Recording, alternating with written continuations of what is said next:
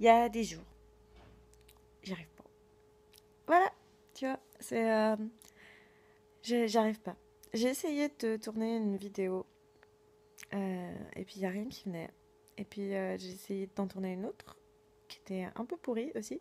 Et puis je me suis fait interrompre par le téléphone 2 fois. Et puis voilà, non. J'ai pas d'idée cousue, c'est tout décousu, c'est tout.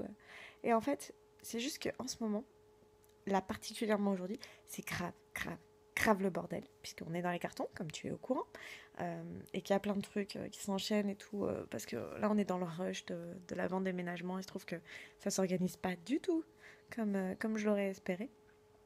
Et du coup, quand c'est le bordel à l'intérieur de ton intérieur, eh ben, c'est souvent le bordel dans ta tête.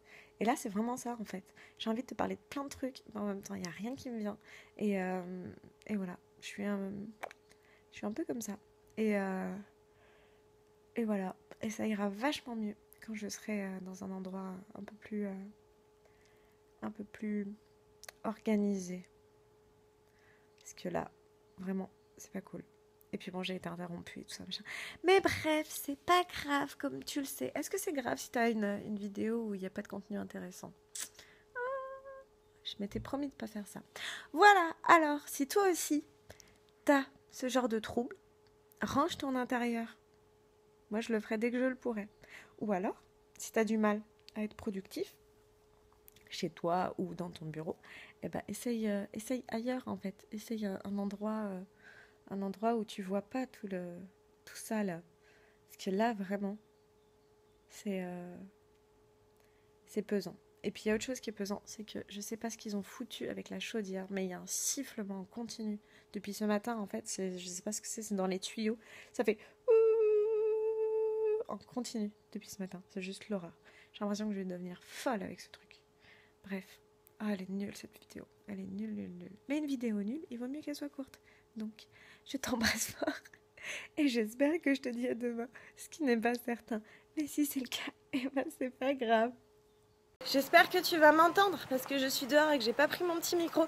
Tu vois, je te donne pas que des conseils tout pourris. J'ai appliqué le conseil que je t'ai donné. C'est-à-dire que je suis sortie. Je suis sortie de tout ce bazar qui m'encombre chez moi, qui m'encombre la tête.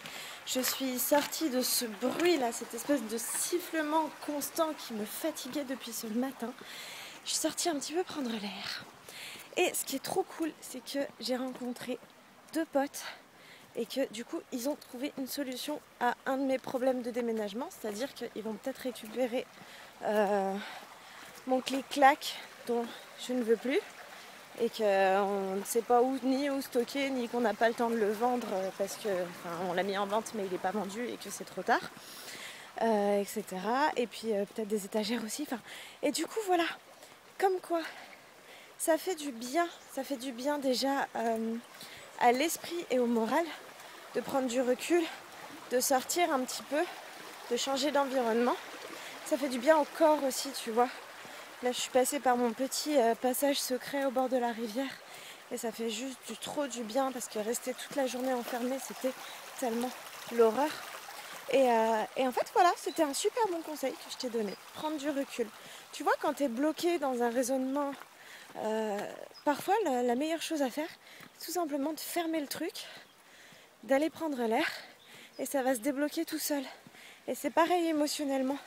Quand tu ressasses des trucs, que tu ressasses, et ben parfois le meilleur moyen, et ben c'est tout simplement de prendre un peu de distance. Et ça peut vouloir dire s'éloigner un petit peu du problème. Alors, il y en a qui vont dire qu'on prend la fuite, mais c'est un peu comme je te parlais du sommeil hier, c'est qu'il y a plein de choses qui se débloquent en fait quand tu changes de point de vue.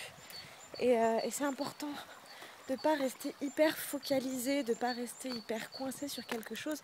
Plus tu vas essayer de rentrer dans le détail, plus tu vas te concentrer sur quelque chose. Ça ne veut pas dire que tu vas pouvoir défaire les deux. C'est un peu comme une pelote de laine, tu vois. Si tu restes là sur ce petit nœud là qui t'énerve et tout, et plus tu tires dessus, plus il se resserre, etc. Et ben c'est peut-être qu'il faut que tu essayes de défaire la pelote de laine par l'autre bout, tout simplement. Et pour ça, eh ben, il faut prendre le recul nécessaire. Donc voilà.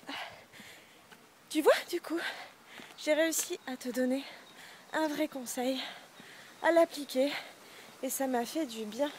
Ça aussi, c'est important. Tu vois, c'est con, mais souvent, on est de très bons conseils pour nos amis parce qu'on a la distance. Alors que nos amis, ils sont dans leurs problèmes, et du coup, ils n'ont pas la distance, donc ils ne voient pas les solutions. Et des fois, eh ben, voilà, les meilleurs conseils que tu donnes à tes amis, eh ben, il faut aussi te les appliquer à toi-même. Voilà, je te fais des gros bisous. Et du coup, avec certitude, je te dis à demain. Parce que, encore une fois, je vais tout faire pour te faire une vidéo et essayer de te faire une vidéo avec quelque chose dedans. Voilà, je te fais des gros bisous. Tu as la solution. C'est juste que peut-être que tu n'as pas la distance encore.